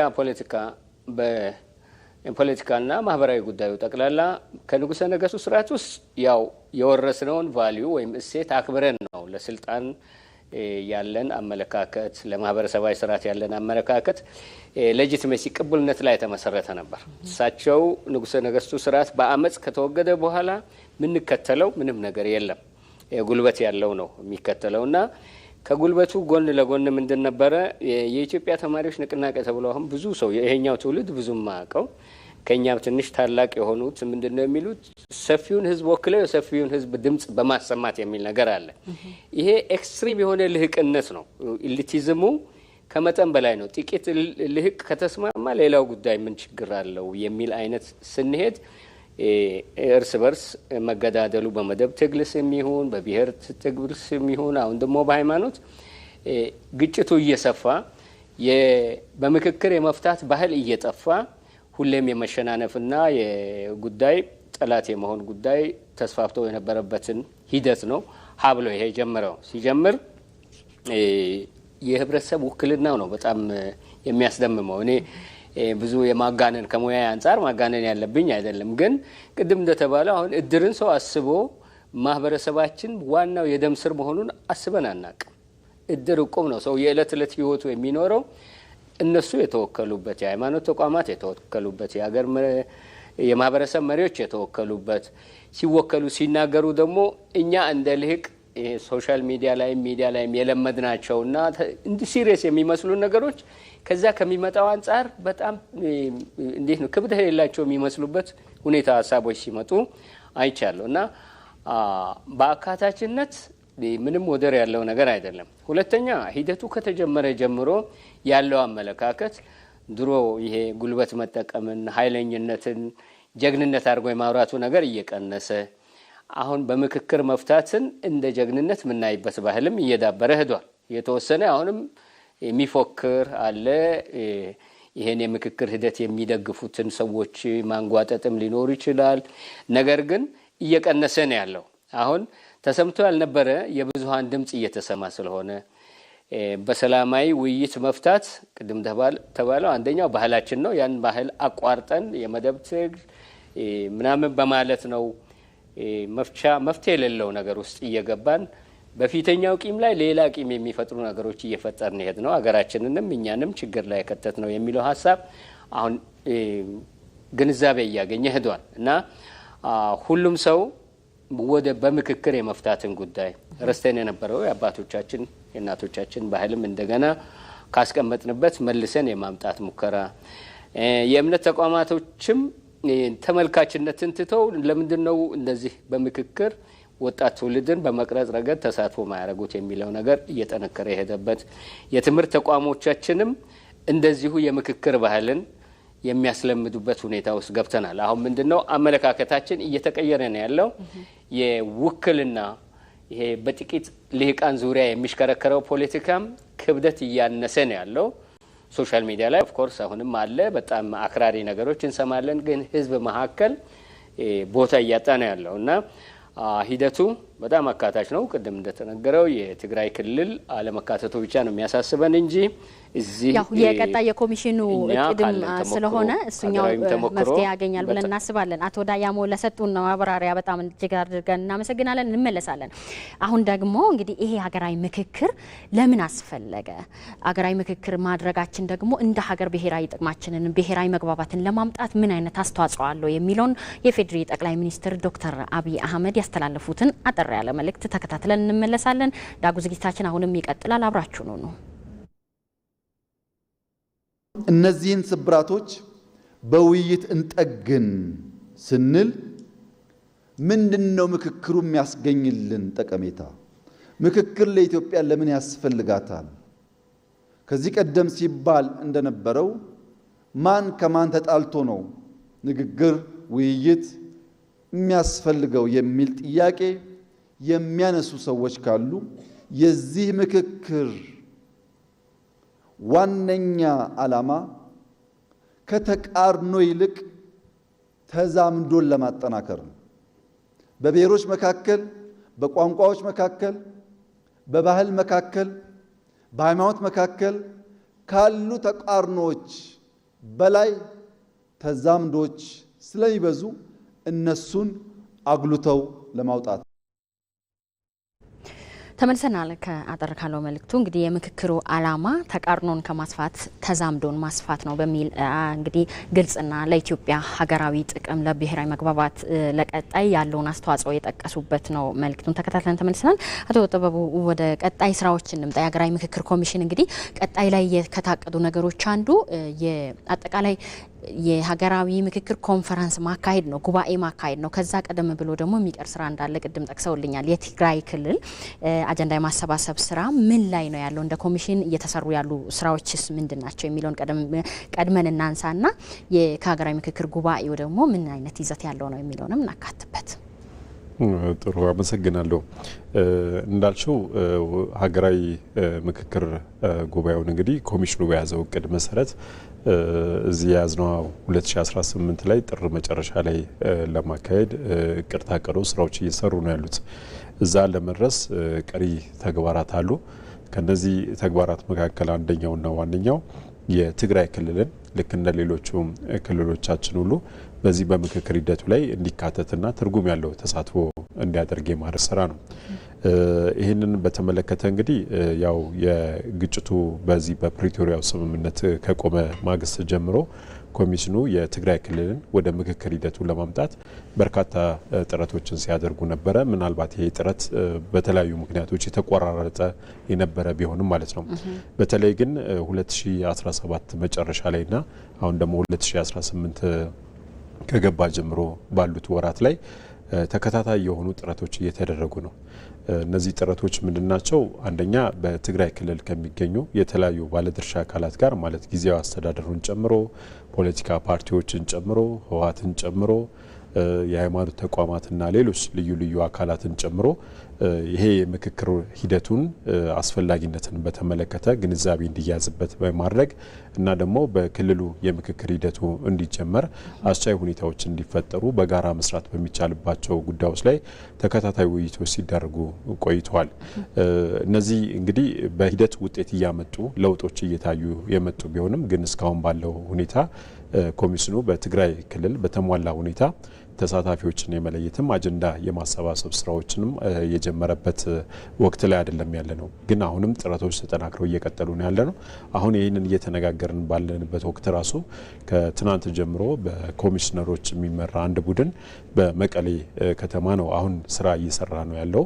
አሁንም ተጨማሪ ውይይቶች የሚያስፈልጉ ነገሮች ስላሉ እነዛ እየተደረጉ ነው ያሉት። እንግዲህ ያለው ተስፋ በዚህ ሳምንት ላይ እነዚህ ነገሮች መልክ ይዘው በሚቀጥለው ሳምንታት ማለት ቀጣዩ ሳምንትና ጥር መጀመሪያ አካባቢ ባሉ ሳምንታት ላይ የትግራይ ክልልን የተሳታፊ ልየታና አጀንዳ ማሰባሰብ ስራ ለመስራት ጥረቶች እየተደረጉ ነው ያሉትና የትግራይ ክልል ሁኔታ እዚህ ላይ ነው የሚገኘው ለማለት ነው። እናመሰግናለን። እንግዲህ አሁን ደግሞ ወደ ወላይታ ሶዶ ኢቢሲ ስቱዲዮአችን እንሻገራለን። ዶክተር አበሻ ሽርኮ መስመር ላይ ያሉ ብዬ አስባለሁኝ። እንግዲህ እስካሁን በነበረው ሂደትም ተሳትፈዋል። የዩኒቨርሲቲ ታሪክና ቅርስ ጥናት አስተዳደር ክፍል ምሁርም ነው። የዚህ ዘርፍ እንግዲህ በፖለቲካው ተሳትፎ የምሁራን የተለያዩ ማህበረሰብ ክፍሎች ተሳትፎ ሲጠነክር እንደ ሀገር የጋራ መግባባት ላይ ለመድረስ አስቻይ ሁኔታዎችን ይፈጥራል የሚለው ነገር ላይ ምን ሀሳብ አለው? ቀጣይ ላይ ይሄ ምክክር በተለያዩ መዋቅሮች ሲደረግ ነበር። በተለያዩ ማህበረሰብ ክፍሎች ዶክተር አበሻ ጋር የነበረን ግንኙነት ተቋርጧል ብለን እንግዲህ ደቡብ አፍሪካ ተሻግረን ዶክተር ሳሙኤል ጌታቸውን እናገኛለን። ዲያስፖራ ማህበረሰብ ላይ ደቡብ አፍሪካ በነበረው የአጀንዳ ማሰባሰብ ስራ ላይ ዶክተር ተሳታፊም ነበሩ። ያ ደቡብ አፍሪካንም ተሞክሮ የሌሎች ዓለም ሀገራት ተሞክሮንም ሲያጋሩ ነበረ ቅድምና ይሄ ተሳትፎ እንግዲህ እንደ ሀገር በነበረው ሁሉም ከሀገር ተሻግረው በሌሎች አካባቢዎች የሚገኙ ትውልደ ኢትዮጵያውያንም በዚህ ምክክር ሂደቱ ላይ መሳተፋቸው ምን አይነት አስተዋጽኦ አለው? እዚህ ያሉን ፖለቲካዊ መረጋጋት ለኢኮኖሚያዊ መበልጸግም አስተዋጽኦ ትልቅ ነው። ምን አይነት አስተዋጽኦ አለው? ቀጣይም የዲያስፖራው ተሳትፎ በምን መልኩ መቀጠል አለበት ይላሉ? እሺ አመሰግናለሁ። እንግዲህ ምንም እንኳን አካላችን ውጭ ሀገር ይሁን እንጂ መንፈሳችን ያለው ሀገራችን ነው። ሀገራችን ስትለማ ደስ እንደሚለን ሁሉ ሀገራችን ስትደማ ያመናል። ከዚህ አንጻር የሀገራችን መንግስት በደቡብ አፍሪካ ያለውን ዲያስፖራ አንዱ የኢትዮጵያ አካል ነው ብሎ አስቦና አምኖ ስለሰጠን እድል በዚህ አጋጣሚ ማመስገን ፈልጋለሁ። እንግዲህ ቅድም እንደተጠቀሰው በሀገራችን ጉዳይ ላይ ይመለከተናል። በተለያየ ጊዜ ደቡብ አፍሪካ የሚገኘው ዲያስፖራ በሀገር ልማት ላይ ከሀሳብ ባለፍ ለፍቶ ያገኘውን ገንዘብ በማዋጣት በሀገር ልማት ላይ ኮንትሪቢዩት ያደረገ ሀገሩን የሚወድ ህዝብ ያለበት ሀገር ነው ደቡብ አፍሪካ። በገበታ ለሀገር ፕሮጀክት በተለያየ ልማትን በተመለከቱ ፕሮጀክቶች ላይ ምንም ኮምፕሮማይዝ ሳያደርግ የሚሳተፍ ህዝብ ነው። እንግዲህ ቅድም እንደተገለጠው አሁን ሀገራችን ባለችበት ነባራዊ ሁኔታ ነፍጥ ከማንሳት ይልቅ ከጦርነት ይልቅ ልዩነቶቻችንን በጠረጴዛ ዙሪያ በምክክር መፍታት አማራጭ የሌለው ጉዳይ ነው። ከዚህም በመነሳት አሁን የተቋቋመው የእርቅ ኮሚሽን ከኢትዮጵያ አልፎ ደቡብ አፍሪካ የተለያዩ ዓለም ሀገራት አሜሪካንም ጨምሮ እየሄደ አጀንዳ እያሰባሰበ እንደሆነ አይተናል። ደቡብ አፍሪካ አጀንዳ በሚሰባሰብበት ወቅት ሁላችንም ነበርን እና የተሰራው ስራ በጣም የሚደነቅ የሚያግባባ ነው። እንግዲህ የፖለቲካ አመለካከታችን፣ የሃይማኖት ልዩነቶቻችን እንዲሁም ደግሞ የተለያየ የሚያደርገን ጉዳይ አለ። ሀገር ናት። ሀገር ከምንም በላይ ነው። የሀገርን ጥቅም ሳናስነካ በምክክር ሰላምን መሰረት አድርገን መሄድ ያለብን ጊዜ ቢኖር አሁን እንግዲህ ቅድም መጥቀስ እንደሞከርኩት ደቡብ አፍሪካ በነጮቹ ዘመን አቆጣጠር ከ1948 እስከ 1994 ቀለምን ማዕከል ባደረገ መልኩ ከፍተኛ የሆነ እንግልት ከደረሰባቸው የአፍሪካ ሀገሮች አንዷ ደቡብ አፍሪካ ናት። እንግዲህ ይሄንን በመቃወም ለህዝቡ ፍትህ ያስፈልጋል ብለው ግንባር ቀደም ሆነው ትግሉን ከመሩ ሰዎች መካከል አርክ ቢሾፕ ዴዝመንድ ቱቱ ይገኛሉ። እኚህ ሰው የሃይማኖት ሰው ናቸው። እንግዲህ የሃይማኖት ሰው መሆን ስለ ፍትህ ለመናገር አፋችንን እንድንሸብብ አያደርገን። ፍትህ ሰላም ሲታጣ ስለ ሀገር ሰላም ወደ ፈጣሪ ስለ ፍትህ ደግሞ መናገር ከአንድ ሃይማኖት ሰው ከአንድ የማህበረሰብ ክፍል የሚጠበቅ ነው። ስለዚህ አርክ ቢሾፕ ዴዝመንድ ቱቱ የትሩዝ ኤንድ ሪኮንሲሌሽን ኮሚሽን ቸርፐርሰን እንደመሆናቸው መጠን ትግላቸው ውጤት አፍርቶ በ1994 ከነጩ አፓርታይድ አገዛዝ ሙሉ ለሙሉ ደቡብ አፍሪካ ተላቃለች። በዚህም ምክንያት በ1984 የፒስ ኖቤል ተሸላሚ ነበሩ። ብዙ ሀገሮችን ማንሳት ይቻላል። ለምሳሌ ኮሎምቢያ ለ10 ዓመታት በትጥቅ ትግል ጦርነት ውስጥ ነበረች። ያንን የፈቱት የእርቅ ኮሚሽን አቋቁመው ነው። ቅድም ዶክተር ኬንያ የሰማውታን ዶክተር አጠር አድርገው ይጠቅልሉልን። እነዚህ ሀገሮች እንግዲህ የእርቅ ኮሚሽን አቋቁመው ነው ወደ እርቅ የመጡት። አሁንም በሀገራችን የተቋቋመው የእርቅ ኮሚሽን በጣም ሊመሰገን ሊደገፍ የሚገባ ነው። ከነፍጥ ጦርነት ይልቅ በጠረጴዛ ዙሪያ ወደ አንድነት የምንመጣበት ወሳኝ ጊዜ፣ ብሔራዊ ጥቅማችንን የምናስከበርበት ወሳኝ ጊዜ አሁን ነው። አመሰግናለሁ። ዶክተር እንግዲህ የእርቅ ሳይሆን ሀገራዊ ምክክር ሀሳቦች በልዩነትም በአጀንዳ ደረጃ እንደ ሀገር መጥቶ የጋራ አጀንዳ ዋቅሮላቸው የህብረተሰቡም የተለያዩ ማህበረሰብ ክፍሎች ጥያቄ የሚፈታበት የምክክር ሂደት ነው። እርቅ ሳይሆን ምክክር ሂደት በሚለው እንዲያስተካክሉልን ነው። አመሰግናለሁ ለሰጡን ሀሳብ። እንግዲህ ወደ ወላይታ ሶዶ ኢቢሲ ስቱዲዮአችን እንሻገራለን። ዶክተር አበሻ ሽርኮ ይገኛሉ። እንግዲህ በነበሩ ሂደቶች ተሳታፊ ነበሩ በሀገራዊ ምክክር ኮሚሽን። ቀጣይ ላይ ደግሞ የሀገራዊ ምክክር ጉባኤም ይካሄዳል። በዚሁ ዘርፍ እንግዲህ እንደ አንድ ምሁርም በዚሁ ሂደት ላይ ተሳታፊ እንደነበሩም የተለያዩ ማህበረሰብ ክፍሎች አሉ በተወካዮቻቸውም አጀንዳ ያሰባሰቡ።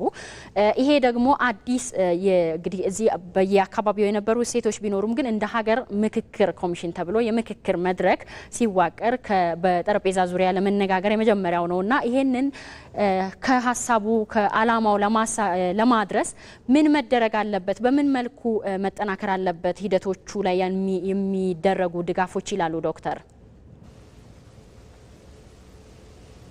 እሺ ዳግም እጅግ አድርጌ አመሰግናለሁ።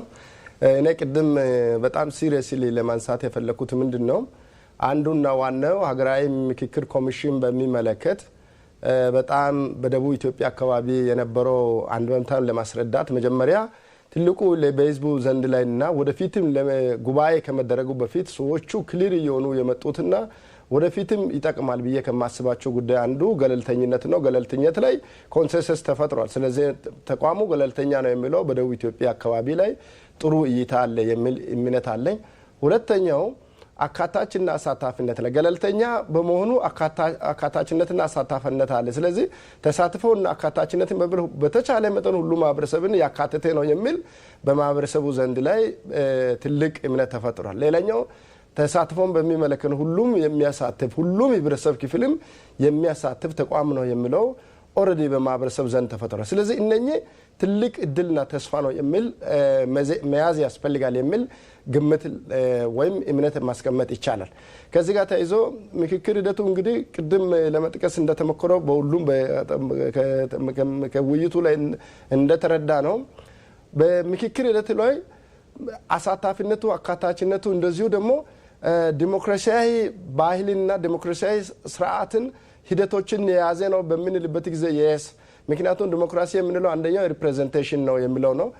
ሪፕሬዘንቴሽን ደግሞ የግለሰቦችም የተቋማትም ሊሆን ይችላል። ሌላኛው ደግሞ የሀሳብ ውክልና ሊሆን ይችላል። ስለዚህ እነኛም ሙሉ በሙሉ ያቀፈ ነው የሚለው ነው። ስለዚህ ሀገራዊ ምክክር ኮሚሽን የሚቀሩ ተግባራትን ለመስራት እኔ አንድ ብዬ እንዲሳካና እኛም የዛ ታሪክ አካል ሆነን አንድ ቀን የምንደሰትበት እንዲሆን መሆን ያለበት ብዬ አንደኛው የሚገምተው በርካታ አሁንም ማለት ነው ኢግኖር መደረግ የሌለባቸው በነፍጥ አንግቦ በጫካ ውስጥ ያሉ ወንድሞቻችን እህቶቻችን አሉ።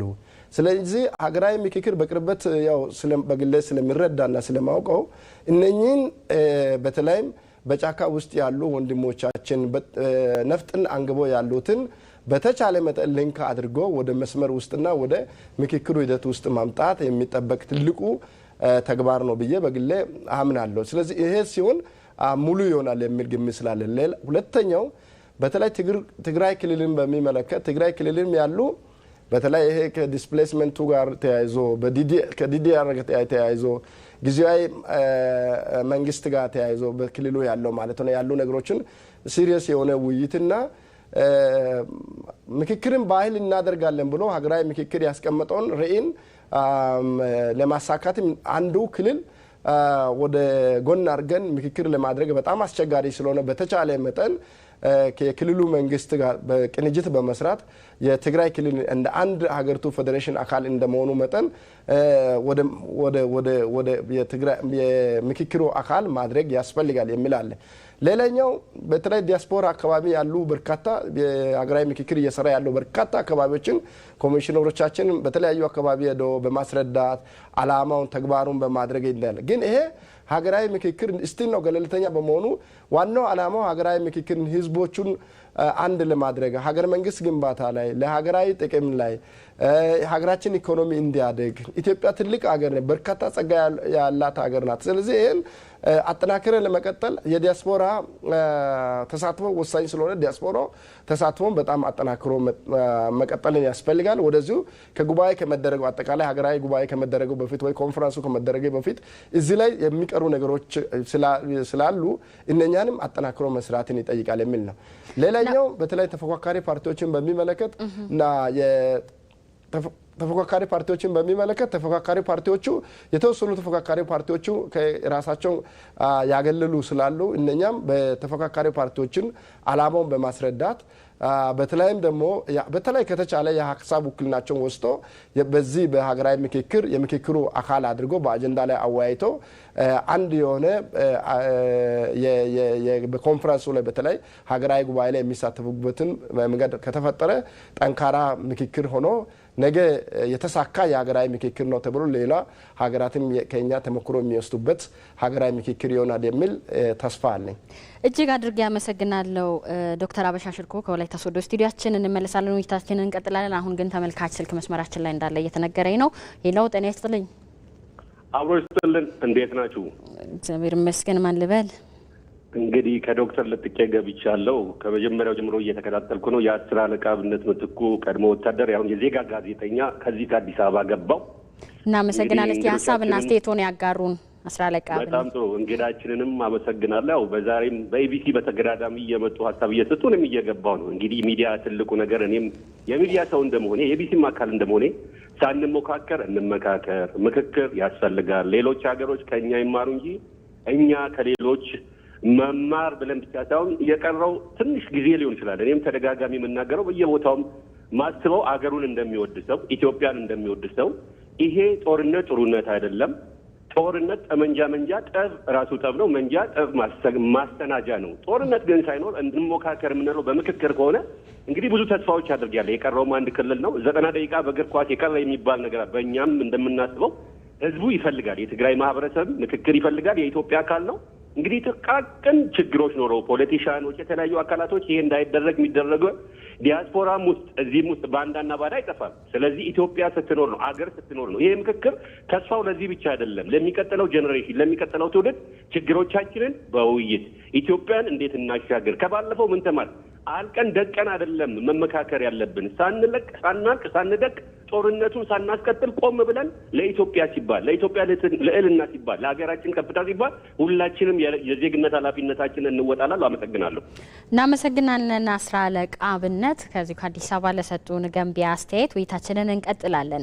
ወደ ሐዋሳ ስቱዲዮአችን እንሻገርና ሀሳባቸውን እንጋራለን። አቶ ዳያ ሞዳሌ ይገኛሉ ሐዋሳ ስቱዲዮአችን። እንግዲህ በቀጣይ የሚጠበቀው በዚሁ የሀገራዊ ምክክር የራሱ አካል የሆነው የሀገራዊ ምክክር ጉባኤ ነው። እዚህ ላይ እንግዲህ በተለያዩ ማህበረሰብ ክፍሎች እርሶም ቅድም እንደጠቀሱልኝ ተወካይ ለመምረጥ ስብሰባ ላይ ከነበሩበት ነው እዚሁ የተገኙትና እንደጠቀሱልኝ በዚሁ ሀገራዊ ምክክር ጉባኤ ላይ እንግዲህ ለሀገሪቱ ፖሊሲ አውጪዎችም ይሁን ለሀገሪቱ ችግር የነበሩ ከዚህ በፊት ህዝቦች መካከል ያሉ ክፍፍሎችና አለመስማማቶችን የሚቀርፉ ምን አይነት ጉዳዮች ተነስተው ሀገሪቱን የተሻለ ብሔራዊ መግባባት ላይ እንድትደርስ ያደርጋሉ ብሎ ይጠብቃሉ? ለዚህ ደግሞ ከማን ምን ይጠበቃል ለስኬቱ የሚለውንም አንድ ላይ አድርገው አጠራርገው ቢገልጹልን። አመሰግናለሁ። የአገራዊ ምክክሩ ሂደት እስካሁን አንድ ደስ የሚለው ነገር ምን አለ? በአካል ተገኝቶ መወያየትም አለ።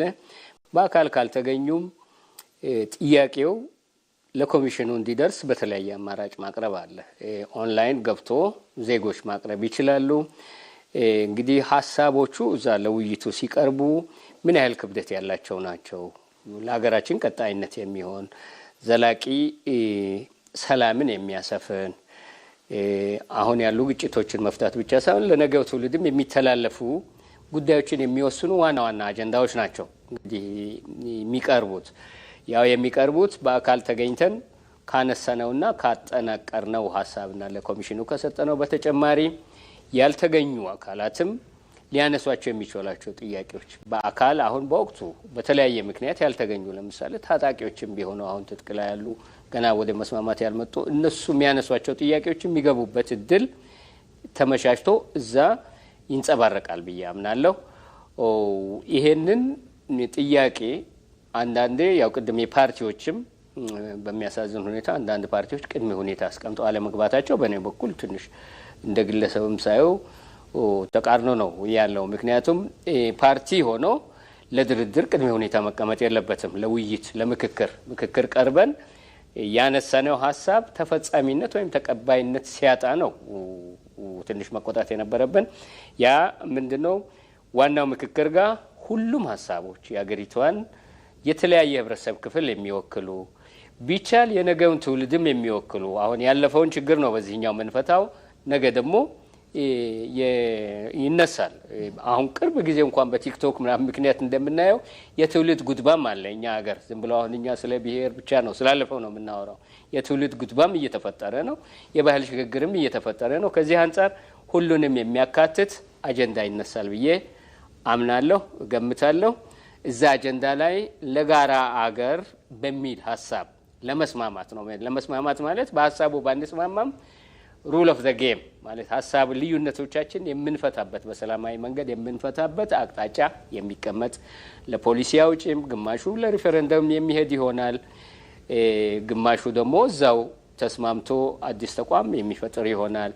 ዋናው ግን እንደ ባህል ካሁን በኋላም ወደፊትም በእነኚህ ለሀገራችን ህልውና በሚሆን ለወደፊቱ ትውልድ በሚሆን በዚህ ዓለም ላይ አሁን ባለው እውነታ ከአገር በቀር ያደረጃጀት መልክ የለም። እንደ ግለሰብም ዜግነት የሌለው ሰው የሚኖርበት ዓለም አይደለምና አገራችን የምናስቀጥልባቸው ለትውልዶች የተሻለ እድል የምንፈጥርበትን ዋና ዋና ሀሳብ ይቀርባል ብዬ ነው እኔ ተስፋ ማደርገው።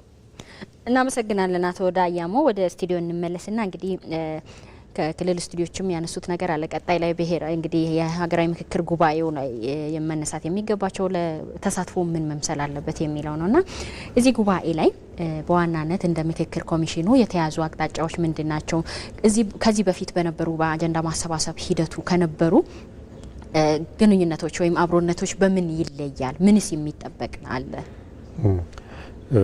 ጥሩ እንግዲህ ቅድም የተለያዩ ከስቱዲዮም ሀሳብ ያቀረቡ ሰዎች እንዳሉት የዚህ የምክክር ጉባኤው ከመጀመሩ በፊት የትግራይ ክልልን ጨምሮ ቅድም የገለጽ ነው እንደተጠበቀው ነው።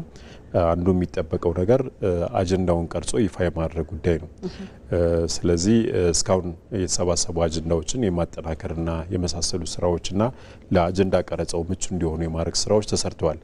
ነገር ግን እንደ ሀገር የሀገር አጀንዳ የሚሆነው የትግራይ ክልልም በሂደቱ ሲካተት ስለሆነ ከትግራይ ክልል የሚሰባሰበው አጀንዳ እየተጠበቀ ነው ያለው።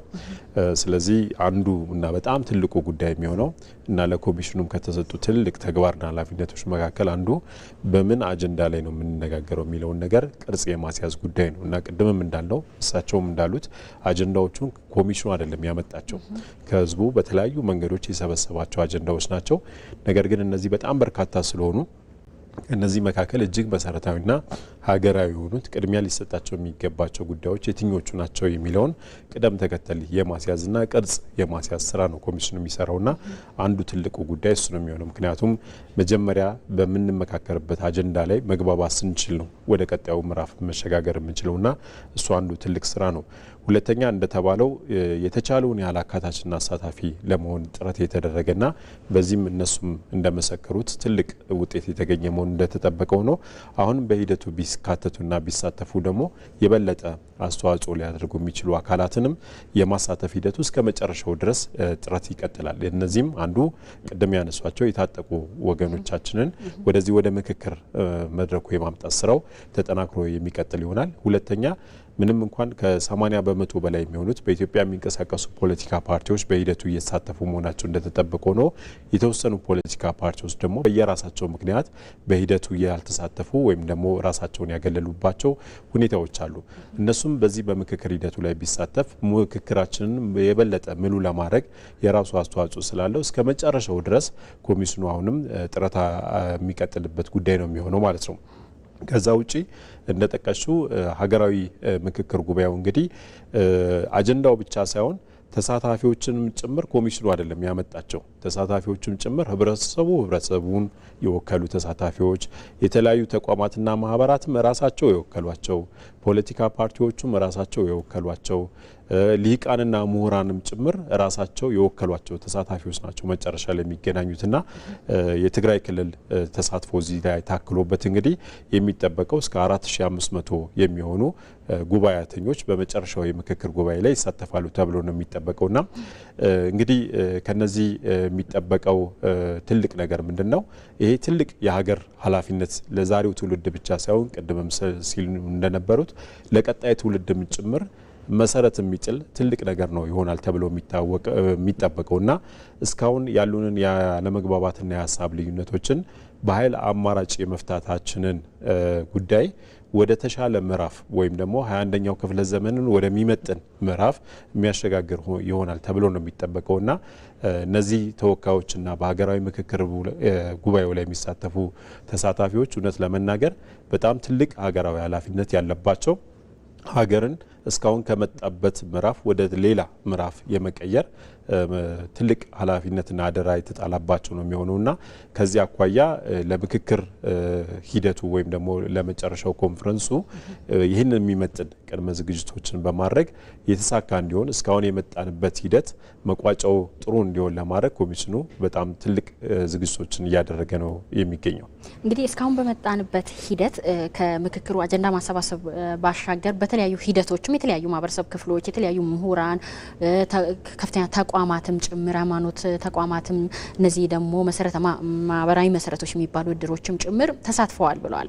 ይሄ ተሳትፎ ደግሞ አልተጠናቀቀም፣ ወደፊትም መቀጠል አለበትና እንደው የተሻገረችን ሀገር በፖለቲካ ተሻግራ በኢኮኖሚ ለመሻገር እንደምትጥር እንደ ኢትዮጵያ ለዛ ለማድረስ ደግሞ እነዚህ ትላንትና በተሳትፎ የነበሩ መዋቅሮችም ባለድርሻ አካላትም በምን መልኩ መቀጠል አለባቸው ይላሉ እንደ ኮሚሽን?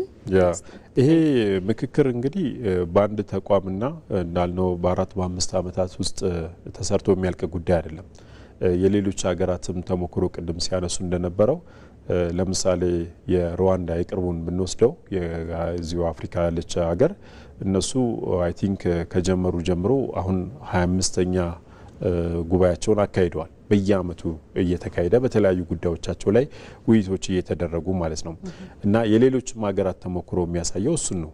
ይሄ ነገር ባህል ሆኖ መቀጠል ስር መስደድ ያለበት ጉዳይ ነው። ምክንያቱም አሁን ያሉ ችግሮቻችንን በምን ያህል ደረጃ እንፈታቸዋለን የሚለው በቀጣይ የሚታይ ሆኖ ምክንያቱም አንዳንዶቹ ጉዳዮች ምናልባት ለትውልድም የሚሻገሩ የቀጣዩ ትውልድ የቤት ስራም የሚሆኑ አጀንዳዎች ሊመጡ ይችላሉ። እንግዲህ አጀንዳው ሲመጣ የምናየው መሆኑ እንደተጠበቀ ሆኖ ማለት ነው። ግን ይሄ ነገር መሰረት እንዲይዝ ከማድረግ አኳያ እነዚህ ተቋማት ናቸው እንግዲህ መሰረት የሚያስይዙት። ለዚህም ነው በነገራችን ላይ በሂደቱ መሳተፋቸው በጣም ወሳኝ የሚሆነው።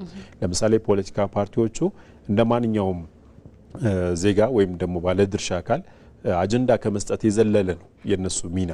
ምክንያቱም ሂደቱ ስር መስደድ የሚችለውና መቀጠል የሚችለው ይሄ ፖለቲካ አስተሳሰባችን ሲቀየር ነው። በኃይልና በሌሎች አማራጮች ስልጣን የመያዝ ነገራችንን ትተን ሁል ጊዜ ተመካክሮና ተወያይቶ አገርን መገንባት የሚያችል ፖለቲካዊ ስብዕናና አስተሳሰብ መፈጠር ስላለበት ማለት ነው። የሲቪክ ማህበራት የሃይማኖት ተቋማት እንደተባለው ተደራሽነታቸው በጣም ሰፊ ነው። እንደሚባለው ከ90 ምናምን በመቶ በላይ የሆነው ኢትዮጵያዊ የተለያዩ ሃይማኖቶችን የሚከተል ነው። እነዚህ ሃይማኖት ተቋማት ደግሞ ቤታችን ድረስ በተቋማት ደረጃ ብቻ ሳይሆን በቤተሰብ ደረጃ ድረስ ሚና ያላቸው ናቸው። ስለዚህ እነሱም ይህንን ኃላፊነት የሚወስዱበት መንገድ ከተፈጠረ ቅድም ያልነው እድሮችን በዚህ መንገድ ከመጡ መንግስትም ኃላፊነቱን መወጣት ከተቻለ ምሁራኖቻችንም ጭምር በዚህ ሂደት የሚሳተፉት ይህንን ስር እንዲሰድ ከማድረግ አኳያ የራሱ የሆነ አስተዋጽኦ ስላለው ነውና እንግዲህ ይሄን ጉዳይ አሁን የሚጀመረው ኮንፈረንስ የሚፈታቸው ችግሮች ይኖራሉ። በቀጣይነት ደግሞ መፈታት ያለባቸው ብቻ ሳይሆን አዲስ የሚመጡ ጉዳዮችም ጭምር ሲመጡ ከዚህ በኋላ የኃይል አማራጭ ግጭት የምንልበት መንገድ መፈጠር መቻል አለበት ነው። ለብዙ አመታት በነገራችን ላይ በዚህ ሄደው 200 እና ከዛ በላይ አመታት ምንም ኮሽ ያላለባቸው የዓለማችን ሀገሮች አሉ። እኛ ይደጋግመናል ያው እንደሚታወቀው ግጭቶች ምናምን ይሄ የመጣው ተሰርቶ ነው፣ ዝም ብሎ አይደለም የመጣውና ከዚህ በኋላ በጥይት የማይሰማበት ወደ ግጭት አማራጭ ሰዎች የፖለቲካ አስተሳሰባቸውን ለመግለጽ ሲሉ ወደ ጫካ የማይገቡበትን ሀገር መፍጠር ይቻላል። ይሄ ደግሞ ዝም ብሎ ህልም ወይም ቅዠት የሚመስል ነገር አይደለም። ምክንያቱም በጣም በርካታ ሀገሮች በአፍሪካም በአውሮፓም በአሜሪካም ጭምር እነዚህን አይነት ሂደቶች አልፎ እንደኛው በግጭት ውስጥ አልፎ እርስ በርስ ቅድም እንደተባባለው ብዙ ኪሳራ ደርሶባቸው ተላልቀውም ጭምር ከዛ በኋላ ሰላም አስፍነው ላለፉት 200 ዓመታት ከዛ በላይ ለሆነ ጊዜ በጣም ሰላማዊ የሆነ ሀገር መፍጠር ችሏል። ኢኮኖሚ መገንባት የሚቻለው እዚህ ውስጥ ስለሆነ ማለት ነው። ያለበለዚያ ግን አንድ እርምጃ ወደፊት እየሄድን ሁለት እርምጃ ደግሞ ወደ ኋላ የሰራነውን ነገር እያወደምን እንሄድ ከሆነ አንዳድገም እዛው ነው የምንረግጠው ማለት ነው። ስለዚህ ይሄ ነገር በጣም መታሰብ ያለበት ነገር ነውና የትምህርት ተቋሞቻችንን ጭምር ቅድም እንደተባለው በሂደቱ ኮሚሽኑ እነዚህን አካላት የሚያሳትፈው ስትራቴጂካሊ ነው። ይሄ ነገር ኮሚሽኑ ወደፊት ሊቀጥል ይችላል፣ ስራው ላይቀጥልም ይችላል። ነገር ግን ምክክር ባህል ሆኖ መቀጠል መቻል አለበት። ይሄ ደግሞ በአንድ ተቋም ብቻ መያዝ ሳይሆን በብዙ ማህበራዊ መሰረቶቻችን መያዝ ያለበት ጉዳይና ቅድም እንደተባለው ደግሞ በየአካባቢዎቻችን ያሉትን ባህላዊ እሴቶቻችንን ወደ ሀገር ጉዳይ የምናመጣበት ትልቅ አቅም የሚፈጥር ነውና ሁሉም በዚህ ረገድ በጣም ትልቅ ኃላፊነትና አስተዋጽኦ አለው ተብሎ ይታመናል። እሺ ለነበረን ቆይታ እጅግ አድርገን እናመሰግናለን። እንግዲህ እንደ ሀገር አሁን ላይ እየተካሄደ ያለው ሀገራዊ ምክክር ቀጣይ ላይ ምን ይጠበቃል? እስካሁን ባለው ሂደት ምን አካቶ ነበረ? እንደው ሀገራዊ ምክክር ስለ ብሔራዊ ጥቅም መከበር ለብሔራዊ መግባባትስ ምን አስተዋጽኦ አለው በሚል ዛሬ ያሰናዳነው የዳጉ ቀጥታ ስርጭት ውይይታችን እዚህ ጋር ማጠቃለያውን ያገኛል። በዚህ ውይይት ላይ የተሳተፉት እንግዲህ አቶ ጥበቡ ታደሰ የሀገራዊ ምክክር ኮሚሽን ቃል አቀባይ፣ ዶክተር ሳሙኤል ጌታቸው በደቡብ አፍሪካ የሀገራዊ ምክክር አጀንዳ ማሰባሰብ መድረክ ተሳታፊና አስተባባሪ፣ እንዲሁም ዶክተር አበሻ ሽርኮ በወላይታ ሶዶ ዩኒቨርሲቲ የታሪክና ቅርስ አስተዳደር ትምህርት ክፍል መምህርና ተመራማሪ፣ እንዲሁም አቶ ዳያሞ ዳሌ ግሎባል ፒስ ባንክ መንግስታዊ ያልሆነ ድርጅት የሰላም ግንባታና መስፋፊያ ዳይሬክተር። እኔ ደግሞ በማወያየቱ ሰብለወርቅ ኤልያስ አብሬያችሁ ቆይታ አድርጌያለሁ። ለነበረን ጊዜ እጅግ አድርገን እናመሰግናለን። ሌሎች ዝግጅቶች ይቀጥላሉ። ዳጉ በዚህ አብቅቷል። መልካም ቀን።